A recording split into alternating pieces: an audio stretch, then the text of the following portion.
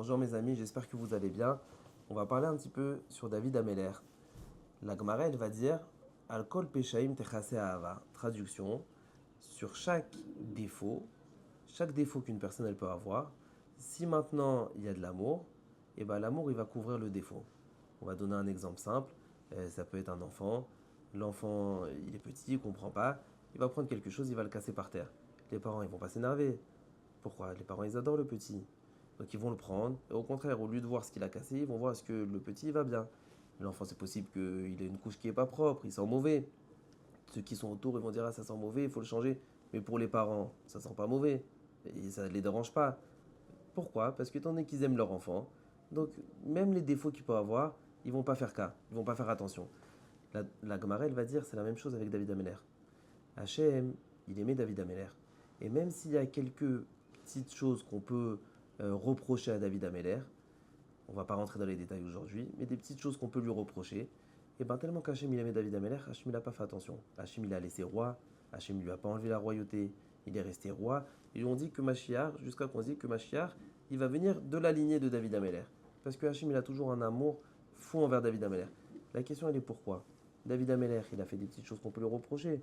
Pourquoi est-ce que Hachem, il fait passer, comme si de rien n'était. Il faut savoir qu'avant David Ameller, il y avait un roi. C'était le roi qui s'appelait Shaoul. Ce roi Shaoul, il avait l'ordre de détruire Amalek, de faire la guerre et détruire Amalek. Et Shaoul, il n'a pas accompli sa mission. Il n'a pas détruit Amalek, donc Hachem, il a enlevé le titre de roi Shaoul, il l'a donné à David. Alors je comprends pas. Shaoul, il a fait que une avéra de sa vie. La Gemara, elle va dire, jamais il a fauté. Il a fait que une avéra de sa vie. Et Hachem lui a enlevé son poste, il lui a enlevé son titre. David Ameller, il a fait deux petites choses qu'on peut lui reprocher. Mais on voit que Hachem lui a laissé son titre. C'est quoi la différence? J'ai lu une très belle réponse du Rabbi Delubavitch qui va dire qu'en fait, tout dépend de l'erreur qu'on fait. Il faut savoir qu'il y a toujours des hauts et des bas de la vie. Il y a toujours des périodes qui vont être plus faciles que des autres, des périodes qui vont être plus compliquées, des périodes aussi spirituellement que ça va être plus facile et des périodes que ça va être plus dur, on va sentir qu'on est en bas. Il y a toujours des hauts et des bas. Mais il faut faire attention de ne pas faillir dans les missions que c'est la mission de notre vie. Shaoul, c'était le premier roi. La mission de sa vie, c'était de faire la guerre contre Amalek. C'était le roi, et il n'y a que le roi qui peut faire ça. Et il a failli dans la mission de sa vie. Bien sûr, encore une fois, c'est un roi qui est tzaddik, on ne peut pas parler de lui comme ça, mais juste pour comprendre. Par contre, David Ameller, peut-être il a eu des hauts et des bas. Mais les hauts et les bas qu'il a eu, ce n'était pas dans la mission de sa vie. C'était dans des détails, des fautes personnelles.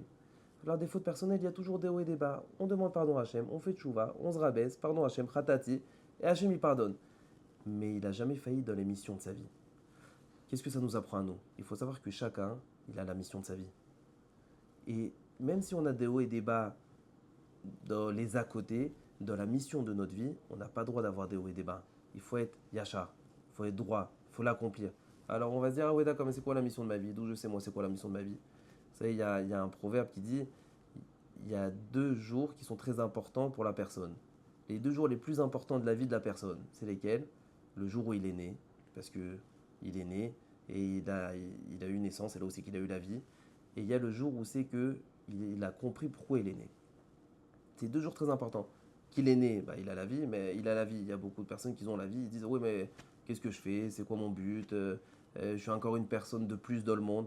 Non, le deuxième jour le plus important, c'est qu'il comprend pourquoi il est né, la raison pourquoi il est né.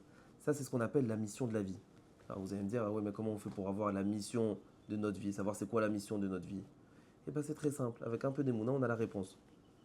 Si moi, aujourd'hui, je suis marié avec cette femme, et j'ai ses enfants, et j'ai cette famille, c'est que Hachem, il a fait exprès que moi, je suis né ici, parce que c'est ça la mission de ma vie. La mission de ma vie, ça va être faire attention à ma femme, faire attention à mes enfants, faire attention à mes parents, faire attention à ceux qui sont autour de moi, mes amis, si je peux les aider. Des fois, ça peut arriver, quelqu'un qui va travailler. Celui qui est à côté de lui, ça fait 10 ans, il travaille à côté. Il ne sait même pas qui c'est, il ne sait même pas s'il a besoin d'aide. C'est possible que c'est son meilleur ami, mais son meilleur ami ne met pas les tefilines. Il dit, bon, ça va, c'est son problème, il ne met pas les tefilines. Non, si Hachem il t'a mis là, ici, à côté de lui, c'est qu'Hachem il veut que la mission de ta vie, ça va être tu lui fais prendre les tefilines. Ou ça va être lui remonter le moral. Mais chacun avec la mission de sa vie. C'est quoi la mission de ma vie? Là où je suis maintenant, qu'est-ce que je peux faire? Comment est-ce que je peux améliorer mon entourage? Ma femme, mes enfants, ma famille, ma Torah, mon spirituel. C'est ça la mission de ma vie. La Torah, elle veut nous apprendre David Ameller sa force. Pourquoi est-ce que c'est le Messie d'Hachem? C'est parce que il a jamais failli de la mission de sa vie. Et notre mission de notre vie, c'est tous ceux qui sont autour de nous. Si je suis dans cet endroit, à ce moment, c'est que j'ai une mission à faire autour de moi. Yom Tov.